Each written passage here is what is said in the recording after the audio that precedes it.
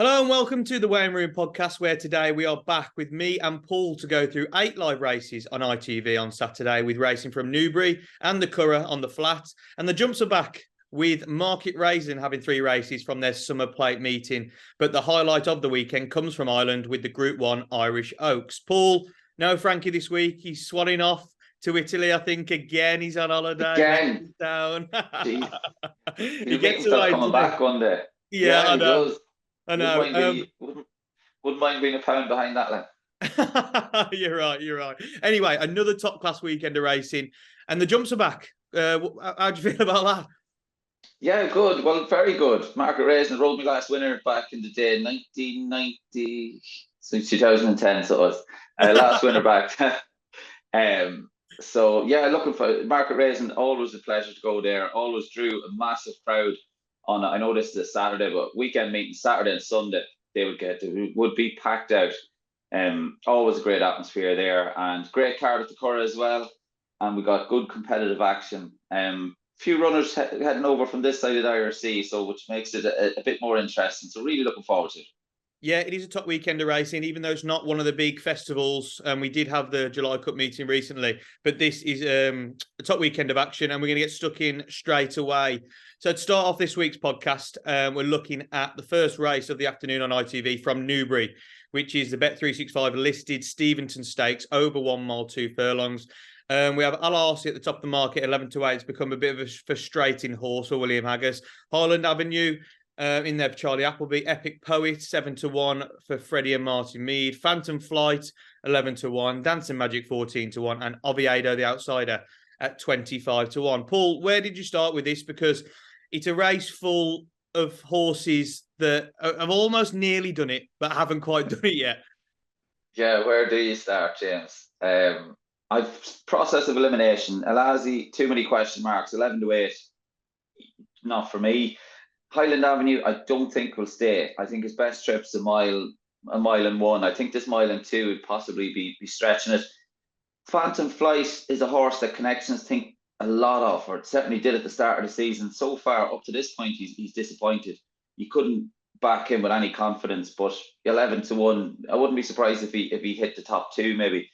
I think with no disrespect, you could maybe forget the rest. I've gone with Epic Poet, formerly trained in France by Jean-Claude Rougier, now with Freddie and Martin Mead.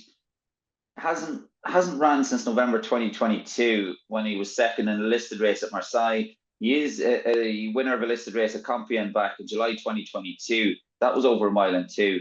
I think he's a fascinating contender.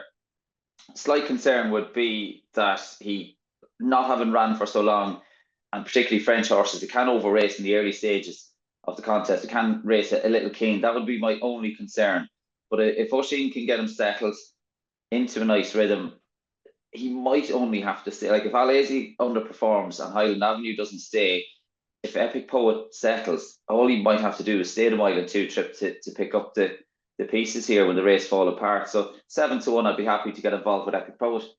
Yeah, Epic Poet's the most interesting in the field because, like you say, it's a nightmare race because it's full of horses that have always had that potential, but they're just not showing it on a regular basis. And any of these could pop up in the field and win, and you go, well, yeah, there you go. But they just don't show it. So I think Epic Poet, yeah, at 7-1, you're getting a bit of a price to find out just how good that horse is. From a process of elimination as well, had the same opinion with you and Al-Arsi. He's had too many chances for me and just hasn't performed. Epic Poet was in my mind, but again, I haven't really seen the horse for a long time, so might he need the run? Phantom Flight is a horse we've talked about a lot this season that hasn't truly performed yet. And yeah, I don't obviously want to dismiss the two bigger prices at the back end of the market, but I don't think they'll win. So Highland Avenue was the one that I came down on. And I do understand what you're saying about it might not stay. But from going through all the other different angles, I've got to believe this horse will just about stay, if you know what I mean, just to hang on to what this horse wins. It's a horse that bounced back to form in a big way this term, making his seasonal debut at Newmarket over 1 mile 2, when only 3 lengths back in third behind Adiyar and Anmart. Anmart's come out and won a Group 1. Adiyar hasn't performed the same since, but has been in a lot tougher races. Then went to Epsom in the Group 3 Deer Mod Stakes. And again, he ran another screamer, I thought. He finished second behind Regal Reality, who was a good winner on the day. And he was last seen at Royal Ascot in the highly competitive listed Wolferton Stakes over 1 mile 2. He finished a close-up 4th behind the likes of Royal Champion, Bolshoi Ballet and Buckaroo, all good horses. I don't think this listed event is as good as that one. So how you look at it, that's how I've looked at it. And I just think Highland Avenue at 7-2 would probably be the bet for me. There are some showers in the air, currently good ground. This horse won't mind any cut in the ground at all, having ran on soft, good to soft in the past. So I just think he's got the most going for him, Highland Avenue. Even though it's a very tricky race to start, I think 7-2 Highland Avenue will be my selection. And I think he could get the beating of these. Right then, we move over to market racing. We've been starved with a bit of jump racing, and obviously everyone knows who watched the pod. Me and Paul love the jumps. And market racing provide that jumps fix for us this week on ITV. And their first race on Saturday is the Unibet Horse Race Betting Operator of the Year Handicap Hurdle over 2 miles, 4.5 furlongs. It sees a competitive field go to post Paul to kick us off. Who do you fancy? Yeah, not a race I think I'd be getting stuck into from a betting perspective. The one I've gone with is the Milton Harris train Appreciate, who was third when last seen over hurdles back on the 6th of June. That was at Southwell over 2 miles. Won a conditional jockey's handicap hurdle over the extended 2 miles, over 2 miles and 1 at Cartmel the time before that. I think 2.5 miles is his trip. He does like to be held up. You do need a little bit of luck around market racing here when you are coming from off the pace. It's over the extended 2.5 miles. They should go a gallop here. It's a big field now, but they should go a decent clip early on, which will help those who like to be dropped in. I'd like to see him not stone last, but a bit worse than mid-div, I think is far back enough around here. Hopefully they'll go a good gallop. They should. There's plenty of runners here. We'll get a little bit of luck. And Bradley Harris claims that the 5 off 11.13. So best price 11-1. It's Appreciate for me. Yeah, Milton Harris got a few in here, so he could go well in this race, and Appreciate's obviously the best of them in the betting. I've gone for the one just before that, 9-1, Wavering Down. Seen just once during this summer jump season at Uttoxeter in June, having raced to a fair level during the winter. He finished in next second over 2 miles, 7.5 furlongs on his first run. That was for almost 4 months. I think he'll strip much fitter for that run. He's dropping in trips, so we know he gets this distance where with your horse, obviously he's going up in trip to try and get it, and we don't know whether he'll truly well. And there's a few in the field that are like that, whereas we know my horse will definitely get that. Whether he doesn't want the shorter trip and does want further, we'll find out on Saturday. But he's only £2 on a £2 higher mark of 107. He's ran well during the winter off similar marks. So I thought he had less to prove, Wavering Down for Jeremy Scott and Lorcan Williams. So at 9-1, I thought he was a player in this one. Wavering Down in the first at market racing. Right then, the marathon event on the card at Newbury on Saturday is the Metal UK handicap over 2.5 furlong. Paul, personally for me in this race, I think the two in the top of the market are really hard to knock off their pedestal. You've got Nathaniel Green, who ran a really eye-catching race in the Northumberland Plate, couldn't get out, flew home. And then Sweet William going up to 2 miles for the first time, having always knocked on the door of staying trips. I think these two are the ones to beat. But who are you going for? I've gone elsewhere, James. I've gone for one at a bigger price here. Just want to check the each way terms. There are 5 places if you're having an each way bet. You're going to have to shop around for those 5 places. Nathaniel Green certainly was an eye catcher last time out, but he is now from 3 this season. Beaten favourite. Blinkers go on for the first time. You'd imagine I wouldn't say last chance saloon, but I'd imagine connections are thrown everything here, and he's currently best priced at 7-2. Sweet William, where I'm having John and Teddy Gosling, a good winner when last seen, but in a competitive handicap, he's best priced 9-2. I'd be looking elsewhere, and the one I've gone with is Cormier, who's having his second start since having a win procedure. He's only rated 83 on the flat, rated 132 over hurdles. On the best of his hurdles form over this extended 2 miles. If he brings his A game, he has to be thereabouts, I think. Certainly with those extra places involved, I think he's worth a small each way wager. Cormier is a winner over hurdles at Cheltenham. That was back in January 2022. Later on that season, he ran in the county hurdle at the festival. He has won 5 on the flat. He was last seen finishing a very credible 4th of 8, and that was at Chester earlier this month. Second start, as I said, since having a win procedure and having ran over jumps. Like, you think he's loose here. He's got 8 stone 11.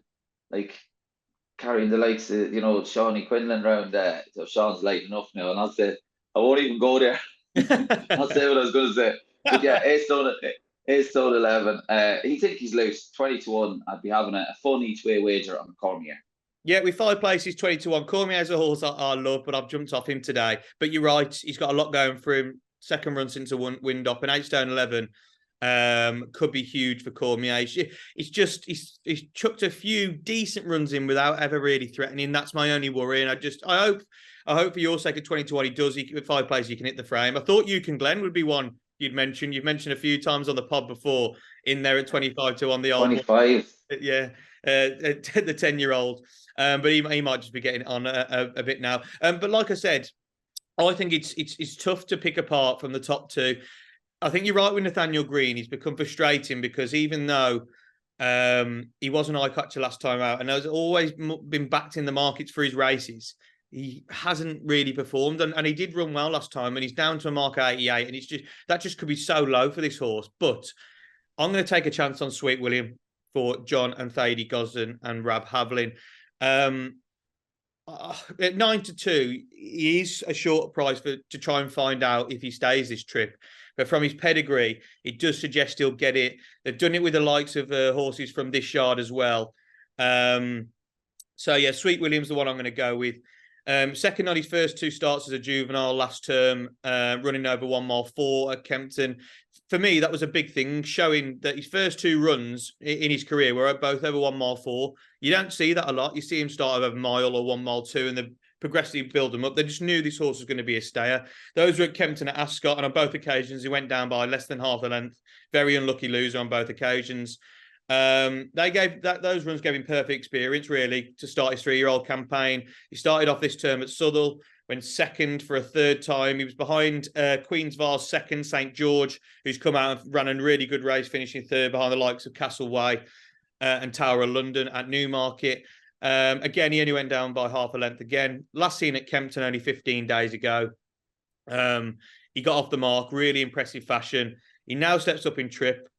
Obviously, he goes up half a mile in trip, but being a half-brother to thorough stayers, including Group 1 winner Hurricane Lane, who stayed further, I think this distance could be the making of him. We've seen these silks. We've seen Jonathan Gosden. We've seen him overstaying trips.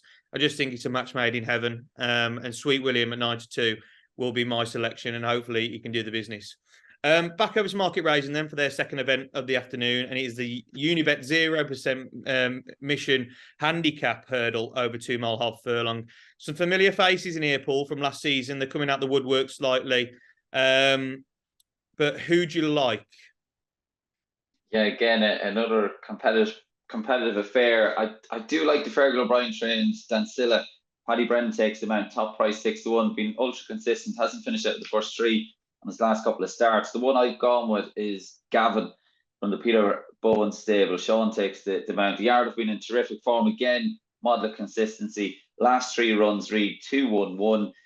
Was no match for Garde de Champs at Perth last time out. Won well, I thought, of Foss last in June the time before. Just about got the job done then. 3 starts back. Has a featherweight and 10 stone 2. Another one who likes to be dropped in, but critically has the benefit of a big race field. So I think that's going to be crucial here. There's always, regardless of the grade, there's always a bit of hustle and bustle around Market Raising. I think at 10-1, I'd be happy to get involved with Gavin, but I wouldn't rule out, certainly you couldn't rule out many of them with any confidence, but I wouldn't put anyone off Dancilla from the Fergal O'Brien team at 6-1. But as I said, I've gone with Gavin. Yeah, this is really tricky. When you've got a 6-1 favourite, you know it's a tough race, don't you? Because there's so many cases you can make for horses here. The one I finally went with was My Ristica for David Pipe. Although she's stepping up in grade here, she seems to just be in the form of her life, and she's took to hurdles like an absolute dream. She was a really nice horse on the flat for King Power and Tim Easterby, reaching her highest rating of 91. She's looked exceptional since being sold to David Pipe and going over hurdles. She made a jumps debut at Worcester in May when I had second to Comedy Kicks. She learned a lot for that experience, I think, because she's since gone on to land a hat-trick of races over hurdles, getting off the mark over Timber at Southall when bolting up by 14 lengths in a mare's maiden hurdle. She then backed that up next time out at Newton Abbot by scoring by a further 17 lengths. That was under a penalty. Bringing up the hat-trick at Worcester when last seen in a novice's hurdle, giving bags of weight away again to the field. She now steps up in class, like I mentioned. She's only off £2 higher, though, to do that.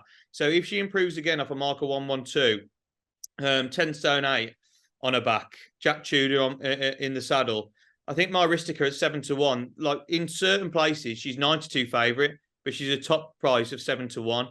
I'd be taking that 7-1 all day. I think she's a huge player. She showed so much consistency. And off 112, I think my Aristica is the one I'm going to go with. So, like we said, a tough race, a market race. You can make a case for loads in there, but we've both picked similar form lines there with horses that have just won, and hopefully they can keep going. Anyway, we're going to move over to Newbury for their feature event of the afternoon, and it is the Bet365 Group 3 Packwood Stakes over 6 furlongs. Paul, a race that over the years has seen horses that have won at this level and gone on to perform better in Group 2s and Group 1s, and this could be the same this season because we've got horses in here that have been running at high levels that have maybe dropped down. Comanche Falls at the top of the market, ever consistent 6-year-old 92 favourite. Lazoo dropping out of Group 1 company into this race at 9-2. She needs to perform with Frankie on board. Rohan 8-1, only ran 7 days ago. Garrus 9-1. Anaf for Mickey Appleby at 9-1. Mick Barhi at 10s, Cold Case at 10s, Eraz 11s, and 12-1 bigger the rest. It's full of sprinters that have took each other on for probably the last 18 months, 2 years. And some of them have been turned out very quickly. It's very hard, I think, because they've all took each other on, where they stand with each other. One could turn up and win one day, one can turn up and win the other. And it's just trying to find that little angle. So who did you go with? Yeah, absolutely, James. So the one I've gone with a tentative nod in Cold Case, one of the younger ones in the field. Disappointed in the Sandy Lane, which is a Group 2 contest behind Little Big Bear when last seen. Won a trial for the Commonwealth Cup at Group 3 level at Ascot the time before that. Finished off last season with victories at Redcar and Doncaster. I know he'd have a bit to do with the weights, but I think if Cold Case can put his best foot forward here, he ought to be there or thereabouts. He's currently best priced at 10-1. Clifford Lee takes the bounce for Carol Burke. Yeah, for such a tough race, we've agreed. Cold Case is the one I've gone for as well at 10s. I really like this horse as a juvenile. I thought he was really admirable, especially with Carl Burke. Carl Burke with these sprinters, and he's had some season again, hasn't he? Firing winners all over the show. He's got a few running on Saturday all over the place, and I think he could have another good weekend. But Cold Case, towards the end of last season, truly showed his class. He landed the £300,000 Weatherby Scientific Stakes at Doncaster, listed William Hill Trophy, 2-year-old trophy at Redcar. 2 nice races to pick up as a juvenile. He picked up from where he left off this season, didn't he? Landed a hat-trick of wins when on his first 3-year-old start in the Group 3 Commonwealth Cup trial at Ascot. He beat Kingsstand Stakes, winner Bradsell that day. Bradsell obviously needed to drop down to 5 to be at his best, but it was a nice performance anyway. Like you mentioned with the Sandy Lane then, he just never really got involved, did he? I don't know, it was one of them cases where you can just put down to on the day it didn't work out. Obviously, we know on that day it was a bit of a bias towards the one side. But yeah, I'm happy to put that run down to just a bad day at the office. I think Cold Case is much better than that. We're supposed to run at Ascot. It was a non-runner. The ground was too firm. Any rain that falls will help this horse because he likes a bit of cut in the ground. And yeah, I thought 10-1 was a fair price. I know he's a 3-year-old. He's taking on the older horses, but I think whereas some of them with the likes of Rohan, Garrus, Anaf, like we probably know where their level is, even though their level's quite high. We know where their level is. Where Cold Case, I don't think we've seen the best of him yet. We saw him run well as a juvenile. We've seen him run well once this season. He's only had 2 starts. I think there's more to come. And I think he'll show that on Saturday. I think 10-1 is a big price for Cold Case. So, yeah, he'll be getting the nod. It's good. Good to see Frankie back as well. And sure Lazoo will have his followers. He'll be, you'd imagine, well supported in the lead up to the race on Saturday afternoon. Oh, definitely. I put her up at Royal Ascot. Lazoo, and she just never ran a race. I've really Yeah, liked this horse, but I've jumped off her. But you know, so you know what's going to happen, don't you? Frankie's back. She's going to go and win. But yeah, nice exactly. result. Yeah, She's got a really big chance. Right, the big event of the afternoon over the jumps is the Unibet Summer Plate Handicap Chase over 2 mile, 5.5 furlongs. This is the big one at Market Racing, but it doesn't get any easier at the track because this is highly competitive. Frankie de Burle at the top of the market, 6-1 for Peter and Sean Bowen. Le Dominial for John Joe O'Neill and his son. Glor Dathan, 8-1 for Sarah Humphrey. Cortland, also 8-1 for Peter Bowen and Gavin Sheehan. Born Famous, 10-1 for Ian Jardine and Harry Cobden, and 12-1 Bigger the Rest. Paul, highly competitive. We've also got a bit of an Irish raider over there, Gavin Conwell with Railwell Hurricane. But who have you gone for? yeah. We've broken ice there as well, who was comfortably held. Yeah, he got the 2 in it. The one that Keith Donoghue rides, Railway Hurricane, was a good winner last time out. I did have a second look at broken ice, but I can't make a case for him to win it. I could see him running well. Jack Tudor on board is obviously another eye-catching jockey booking, but he was comfortably held in a race won by Arthur's Key at Cartmel last time out, and he was well beaten. He finished second, beaten 7 lengths at Kilbeggan the time before that. Then Railway Hurricane, I know the way it's 10-5 would be too light for Keith Donoghue. I don't know if Keith would have had the choice, but 10-5 would rule Keith out. So maybe he had little choice in riding Railway Hurricane, who, as you mentioned, was a good winner last time out. That victory coming at Tipperary back on the 4th of July. The one I've gone with, which was an eye-catching jockey booking early on, Ian Jardine and Harry Cobden jocked up on Born Famous, she's won her last 4, I think it is. Yeah. Like she won her last 4. A mare in good form. Like she was a good winner at Perth, ran out an easy winner, albeit it was a 3-runner affair, but ran out a 17-length winner at Perth back on the 16th of July. Prior to that was a good winner at Aintree, 7-runner contest. That was back on the 16th of July. Won a 12-runner contest at Perth back on the 28th of April. I said, if you've got that big field experience, it is crucial around here. This is going to be pretty fast and furious. Like I said, an eye-catching jockey booking with Ian Jardine getting Harry Cobden on, was when I look at the entries, Harry Cobden was already on Born Famous. 10 stone 3, I'd imagine this time of year would be light enough for Harry Cobden as well. Mightn't be a huge push, but certainly he would have had to watch what he was eating in the last day or so. So Born Famous 10-1, I think, represents a bit of value. Yeah, Born Famous 10-1. I think Harry Cobden obviously is a massive booking for that ride. Ian Jardine, I don't know if they've ever teamed up before. It might be the first time. I've never seen it before. So no. Yeah, definitely eye-catching and definitely worth a shout at 10s. 5 places on offer with most bookmakers as well. So 10-1, decent price. I've picked out 2 here. I've Dutched the race, both each way, both the same price at 8-1. One horse I'll mention. I'll mention the other one first, but Glor Dathan, I think you put up, Paul, at Sandown at a big price, and went on to win. And I've gone for that horse. So that's right. You've come off and I've jumped on. Racking up 3 wins to finish 2022. He continued that form into 2023 when finishing a good second to the well-handicapped Lord Baddesley at Plumpton. Off the back of that run, he got a bit of luck, didn't he, really, at Sandown in the Josh Gifford Novices Handicap Chase. He saw off the Labour in Harper's Brook, but Harper's Brook would have carried on. He'd have won the race. But yeah, close to 5 lengths that day. Glor Dathan went on to win, just showed plugged on and stayed to win. Last seen at the back end of May off a marker 128. He saw off Quid Pro Quo and Killer Clown. Killer Clown's in this race to win easily in the valuable Clark Chase at Uttoxeter. He's been safe for this event since. He's a horse banging form. He's up £5, but the way he's been going, nothing can really stop him at the moment. So Glor Dathan at 8-1, I think, is a big each way player. The other one at the same price, and it's the second choice really of Peter Bones looking on jockey bookings. It's Courtland. This horse is unbeaten in his last 3 events, and a bit like Glor Dathan has been just really, really consistent. Making his debut for the season at Worcester in May when bolting up over 2 mile 4, sent over the same course and distance off £6 higher. He took the rise in his stride to win by a similar margin of it was just less than 8 lengths really, but it was another good performance.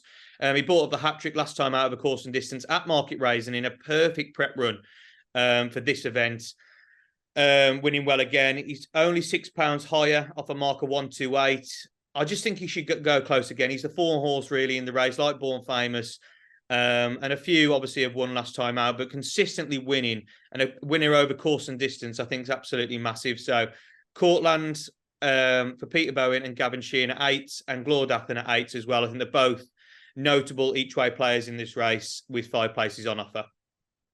I think Glordathan, the market's going to be crucial there, because I think when we did the pods, it was a small field that you talked last time out. At the time of recording was about 9 or 10 to 1 outsider of the field. It was 12 in the race. But I think at one stage drifted out to maybe, I think it was 18 to 1 at one stage, and returned 5 to 1 joint favourite. So I think the market, if you are getting involved late, just keep an eye on the market for Glordathan. Yeah, definitely. It was so strange, wasn't it? How it toed and fro throughout the day. Yeah, I remember we were mentioning it, weren't we, in the group chat? we didn't know what was going on, and it went on and won. But yeah, fair play. But I'm sticking with it, so hopefully he can do the job for myself. Right then, Newbury's final event on ITV is one of the trickiest punting events of the afternoon in my eyes, with the Weatherby Super Sprint Stakes over 5 furlongs. The problem I have with races like this is that you're dealing with 2-year-olds in a big field. Some of them won't like it. Some of them just don't want to run their race properly. And I just think it's so hard to choose.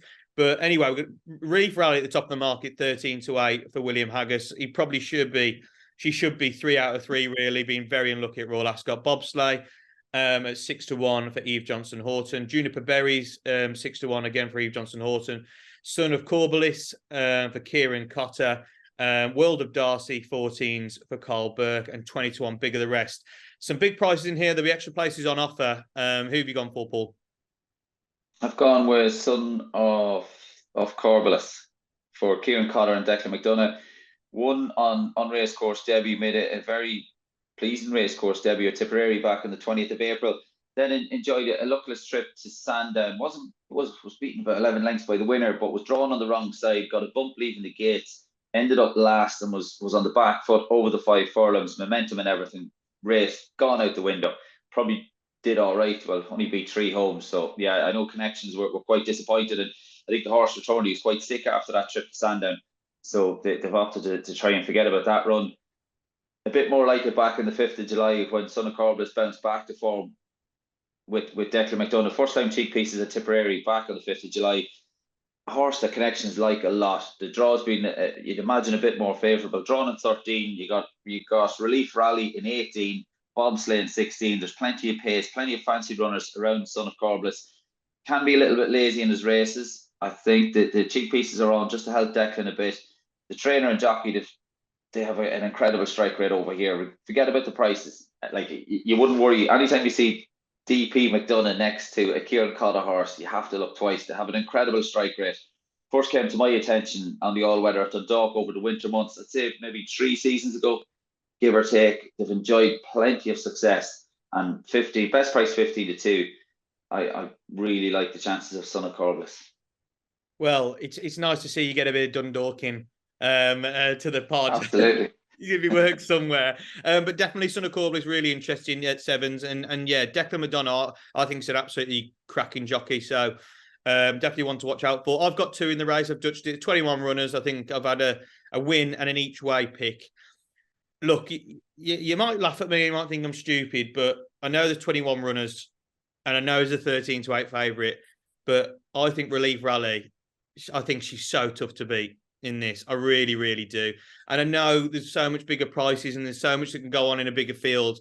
But if she runs a true race and doesn't get any hampering, I think she's so much better than these. I really do. A winner on debut at Windsor over 5 furlong was seen off the talented Gaydon by 2 lengths. She then improved next time out to make it back-to-back wins at Salisbury when giving £2 to Juniper Berries, who's in this, winning comfortably again. Last seen at Royal Ascot in the Group 2 Queen Mary Stakes. She was the most unluckiest loser of the week, I think. She was ahead at every stage, bar the line, and after the line she was ahead, but on the line, she lost by a nose to the American Raider Crimson Advocate. She's the one to beat here, effectively getting away with obviously not winning the race, running an absolute cracker, but because she finished second, she gets away with a penalty. I think William Haggis has come out and said this has been the plan ever since. I think she's a cracking sprinter, and I think she'll take all the beating. I know she's a short price, but just talking on the horse alone, I think she's very, very tough to beat. So from a win perspective, Relief Rally, and I know it's straightforward because it's the favourite, but from an each-way perspective, Paul, I'm with you. Son of Corbliss really, really took my eye. And a 7-1, I think, is a really good each-way player. Obviously, nice to see an Irish rider in this race. And the Irish, obviously, with their sprinters, like you say, when you look at Kieran Kerr and Declan McDonough, I've got it noted down here with their strike rate as well. Something to take notice of. I've seen 3 times today making his debut at Tipperary in April, beating a nice type for Aidan O'Brien that day. He then went to Sandown, looked like you said, in the National Stakes, it didn't get a plan at all. I think you put that run behind him. He did, didn't he? He put that run behind him in a good listed event at Tipperary, managing to see off Alabama. Alabama, for Aidan O'Brien, ran a cracker at the Royal Ascot from the wrong side of the track. And I think they thought they'd definitely win that race, but they didn't because Son of Corbliss turned up to his best level. Have improved it at listed level, obviously dropping back into this. This is competitive, but I think he, like you said, there's a bit of pace around him. I think a 7-1, he's a big each-way player, so he's one I'm interested in as well, Son of Corbliss. But from a win perspective, I think Relief Rally will take all the beating, and I think he could be a little bit straightforward in a race that is slightly muddled with 21 runners. Right then, the last event, the big event we've been waiting to cover is the fourth Irish Classic of the season, the Group 1 Irish Oaks, over 1 mile 4 for the fillies. And it looks an absolute cracker, Paul, as it always does. But Aidan O'Brien's the man you've got to follow in this race. Saved the Last Dance, second in the Epsom Oaks, looking to put that right here, even money. Warm Heart, a really, really progressive winner at Royal Ascot in the Group 2 Ribblesdale Stakes at 4-1. Blue Stocking for Rafe Beckett, an English raider, coming over at 13-2. Lumia Rock ran a cracker in that Ribblesdale Stakes as well at 9s. Arzat at 14s for Dermot Well. Be Happy, 22s. Comra 40-1, and Library, the 6-1 outsider. For me, Paul, I found this race very hard to split the top 2 in the market because you've got Save the Last Dance, who's shown it at Chester and obviously did run well in the Epsom Oaks, but Warm Heart has just progressed. And the way she won last time at Royal Ascot was very, very taking. To say that, Blue Stocking, Lumia Rock, Azart, they're all really good horses in their own right. I think it's a cracking renewal. Who do you fancy?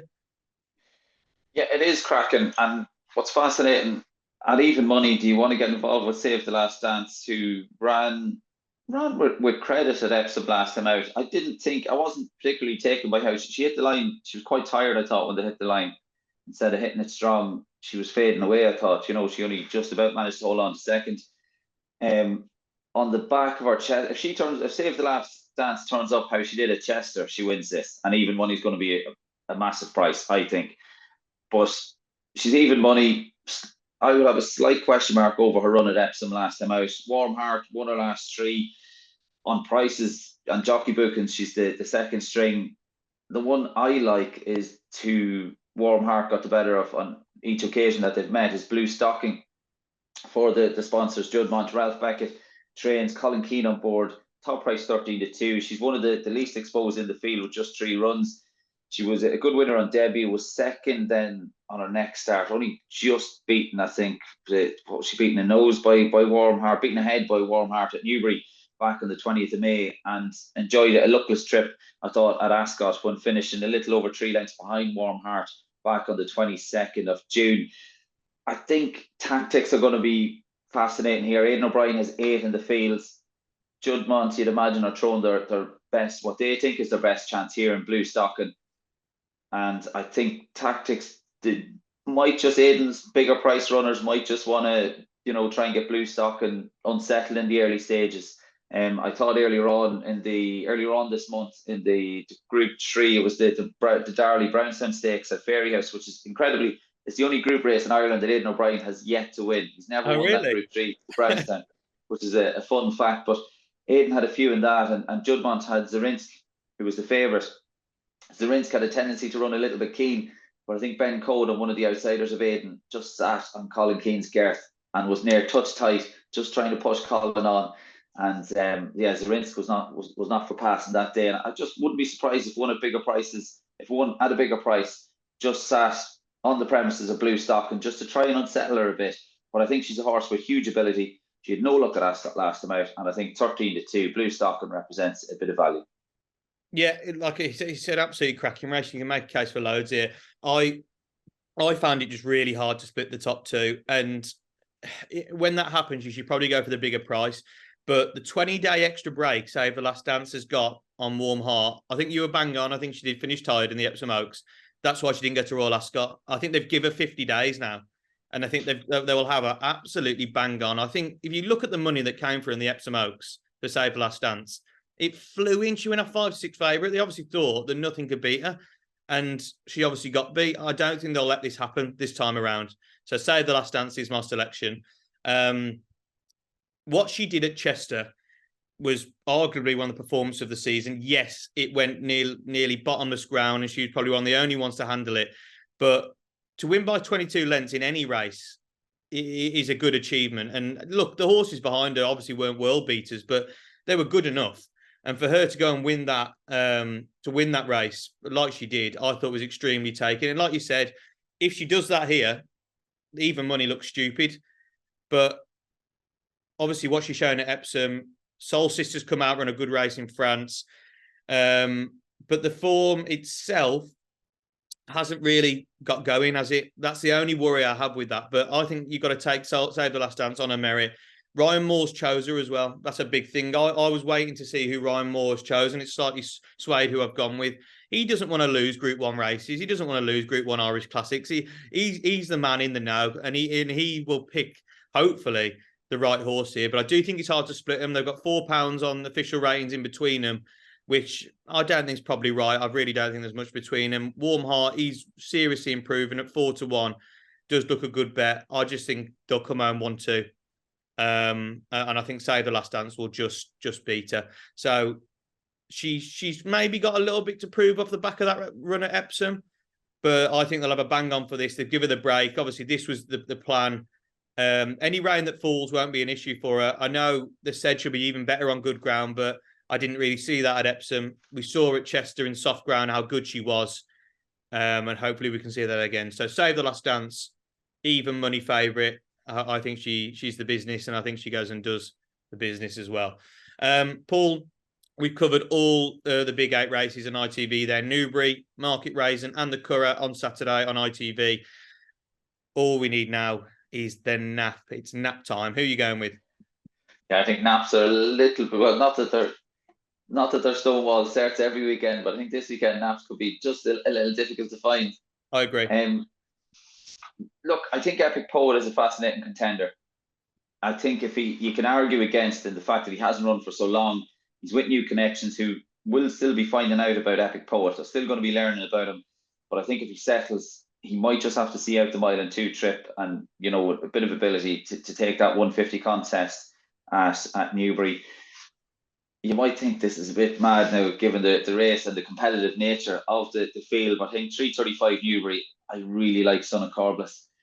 Good wins at Tipperary, either side of that disappointing run where he had excuses at Sandown. Connections like him a lot. Second time cheek pieces. This has been the plan for the last 4 or 5 months. I think Son of Corbliss, best price 15-2. Declan McDonough, Kieran Cotter.